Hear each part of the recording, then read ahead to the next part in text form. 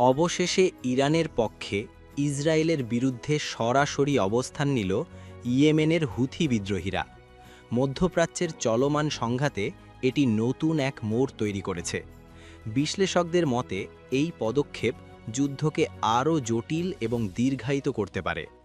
Israel ও যুক্তরাষ্ট্র যখন ইরানকে চাপে ফেলতে সর্বাত্মক সামরিক প্রস্তুতি নিয়েছিল, তখনই তেহরানের পাল্টা প্রতিরোধ তাদের কৌশলকে প্রশ্নের মুখে ফেলে দেয়। পরিস্থিতি নিয়ন্ত্রণে আনতে মার্কিন প্রেসিডেন্ট ডোনাল্ড ট্রাম্প ১৫ দফার একটি শান্তি প্রস্তাব দিলেও তা সরাসরি প্রত্যাখ্যান করে ইরান। বরং মধ্যপ্রাচ্যে অবস্থানরত মার্কিন বাহিনীর ওপর হামলার হুঁশিয়ারি দেয় তেহরান। এদিকে ইরানের দাবি, তারা ইতোমধ্যেই যুক্তরাষ্ট্রের ১৭টি সামরিক ঘাঁটিতে ক্ষেপণাস্ত্র ও ড্রোন হামলা চালিয়েছে। যদিও এসব দাবির পূর্ণ স্বাধীন যাচাই এখনও সম্ভব হয়নি, তবুও পরিস্থিতি যে দ্রুত অবনতি হচ্ছে তা স্পষ্ট।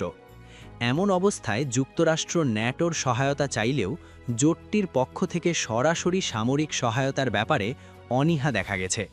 ফলে কূটনৈতিকভাবে কিছুটা চাপে পড়েছে ওয়াশিংটন। ঠিক এই সময়ই নতুন করে উত্তেজনা বাড়ায় ইয়েমেনের হুথি বিদ্রোহীরা। প্রথমবারের মতো তারা ইসরায়েলকে লক্ষ্য করে ব্যালিস্টিক ক্ষেপণাস্ত্র হামলার দাবি করেছে। আন্তর্জাতিক সংবাদ মাধ্যম রয়টার্স জানিয়েছে, এই হামলার লক্ষ্য ছিল ইসরায়েলের সামরিক স্থাপনা। বিশ্লেষকদের মতে হুথিদের এই প্রবেশ যুদ্ধের পরিধি আরও বিস্তৃত করবে, কারণ তারা শুধু স্থল হামলাই নয়, গুরুত্বপূর্ণ সামুদ্রিক পথেও প্রভাব বিস্তার করতে সক্ষম। বিশেষ করে লোহিত সাগর ও বাব আল মান্দেব প্রণালী নিয়ে নতুন করে উদ্বেগ তৈরি হয়েছে। এই পথটি সুয়েজ খালের সাথে সংযুক্ত এবং এশিয়া ইউরোপের মধ্যে জ্বালানি ও পণ্য পরিবহনের জন্য অত্যন্ত গুরুত্বপূর্ণ। যদি হুথিরা এই পথ বন্ধ করে দেয়, তাহলে বিশ্বব্যাপী জ্বালানি সরবরাহ মারাত্মকভাবে ব্যাহত হতে পারে। ইতোমধ্যেই তেলের বাজারে অস্থিরতা দেখা যাচ্ছে এবং অনেক দেশের অর্থনীতি চাপের মুখে পড়েছে।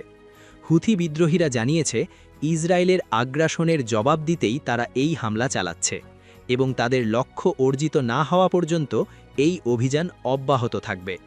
এদিকে মার্কিন পররাষ্ট্রমন্ত্রী মার্কো রুবিও ইঙ্গিত দিয়েছেন, যুক্তরাষ্ট্র ধীরে ধীরে এই সংঘাত থেকে নিজেদের গুটিয়ে নেওয়ার পরিকল্পনা করছে।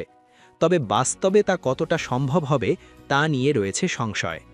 সব মিলিয়ে মধ্যপ্রাচ্যের এই সংঘাত এখন একটি বহুমাত্রিক যুদ্ধে রূপ নিচ্ছে, যেখানে প্রতিটি নতুন পক্ষের প্রবেশ পরিস্থিতিকে আরও অনিশ্চিত করে তুলছে।